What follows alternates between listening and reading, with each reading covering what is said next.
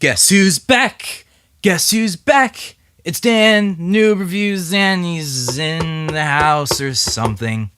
I am back today with Noob Reviews, and I have no idea. Everything's different. Everything's changed.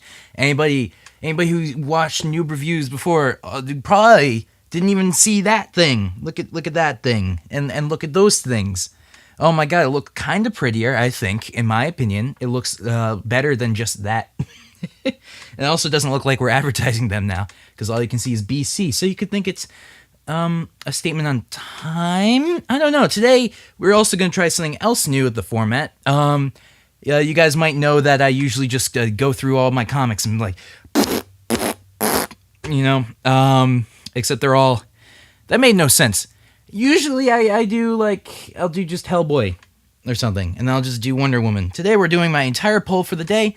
If you hate it, let me know in the comments, and I might not do it anymore. But this is just a thing we're going to try. It might be cool. Let's see. First book we had today, Revolution number 3. Didn't actually read this, so... Had to cut there because I accidentally had all the books in it that I hadn't read this week. So... Today we're just gonna... Glitterbomb number 2. I don't know if I reviewed this yet. First issue, though, I thought was really good. It's, for anybody who doesn't know, it's about a girl who's in the acting industry, and she gets, like, possessed by a thing that isn't really revealed yet. But, I don't know, I think it's just a really fantastic indie comic, even though, no comic's truly indie, but, well, I guess there are, but they just don't do successfully, but you get what I mean, it's indie. And this one is about her doing a more crazy shit. Don't want to spoil it too much, though, but if you haven't picked up this series, I would strongly recommend it. The art in this is really nice. This is written, let me make sure you can see it, by Zub Morrissetti Russell Dillon. Sorry, I'm kind of hunched over my camera. Normally I'm sitting when I do this, but now I'm standing, so that's going to be fun. And yeah, the art is really, really nice. Which is starting to become more commonplace in comics nowadays, especially the good ones. I don't know. I just really was super enthralled by this issue, and I strongly recommend you get it. It's very precious to my heart. Anyways, next issue.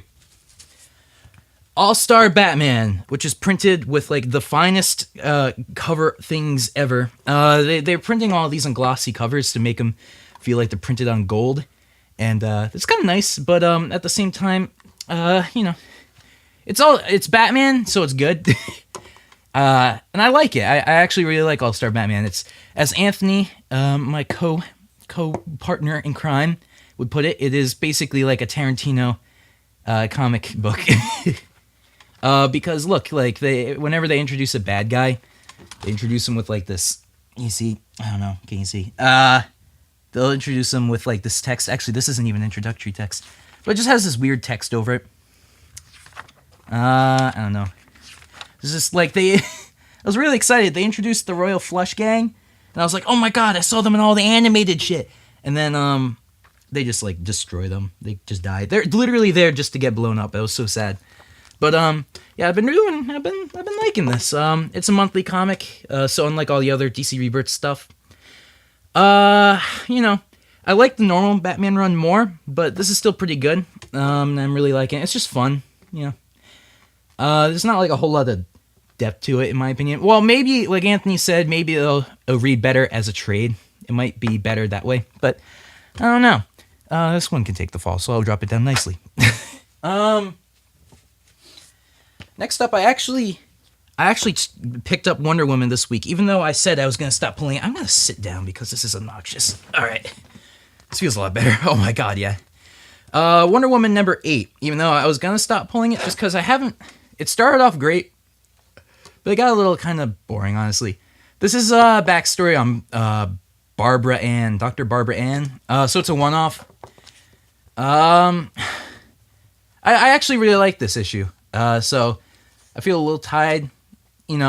I didn't think it was anything like outstanding, but I thought this was like a really solid one-off. It just kind of tells her backstory of who she is and why I should honestly care.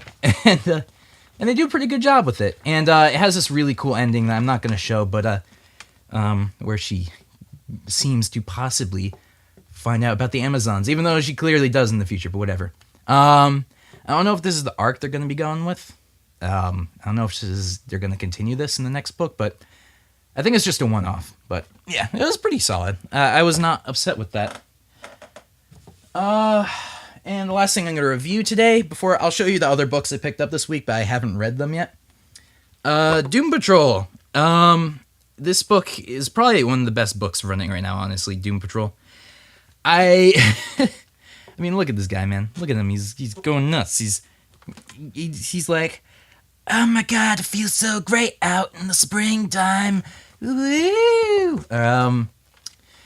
Yeah, this book is just so nonsensical. If you want a page by page recap of it, I'd go on watch our issue of The Shop that was released earlier today or yesterday, depends on when this goes out. This is probably going out later on today. But yeah, it's anybody who's read anybody who's watched Fooly Cooly, I should say, it's the anime. Like, see how I have the mangas in the back, even though it's only one manga.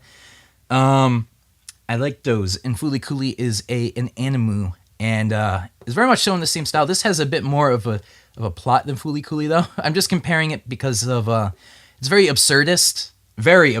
This makes very little sense, but probably I'd say it's like among my favorite ongoing series right now. It's just so good, so entertaining. I'm really excited to see where it goes. So.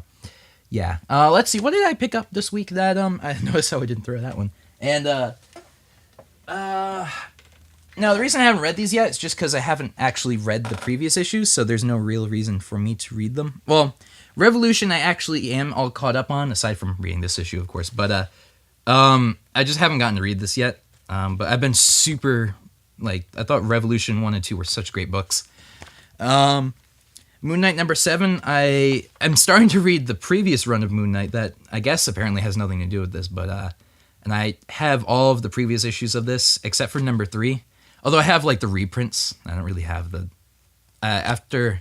before number 4, I don't have any of the main releases. And of course I picked up Darth Vader number 25. I have the last trade of Darth Vader on single issues, but I still need to read the previous ones. I have, you can see right there, actually, I have Darth Vader number 1, that volume 1.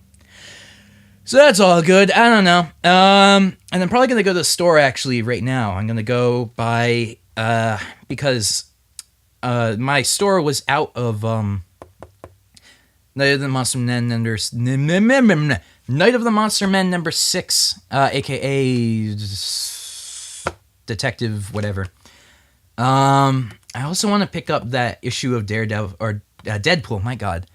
Deadpool that Anthony had, that suicide prevention one, because that was really good. And then what was the last one I wanted to pick up? Shit. There's one other issue. Gosh darn it. Oh yeah, X-Files. I wanted to pick up X-Files number 7, so. Very good. Yeah, let me know how you like this format, but, I heard a noise. It's the end. No, not the end.